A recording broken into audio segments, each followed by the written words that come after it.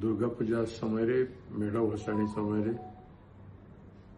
जो प्रकार भाव में अशांतिकर वातावरण देखा देछि एवं हिंसात्मक व्यवहार होइछि दुईटी कम्युनिटीर कथा प्रश्न उठी एवं जो भाव में आघात प्राप्त होती से सब कटकर संस्कृति कटकर ऐतिह्य ठीक न कटक जिले में महामनीषी माने जन्मग्रहण करते स्वाधीनता संग्रामी माने एवं ओडिशा निर्माता माने कटक सहर एवं ओडिशा संस्कृति एवं परंपरा को निर्माण करके रखिछन्ति से सहर में सदाबेले भाईचारा रही आसी सबु जाति धर्म वर्ण निर्विशेष रही आसी एवं एपरी समय जो घटना हो गला से घटना निश्चित भाव में हिंसात्मक व्यवहार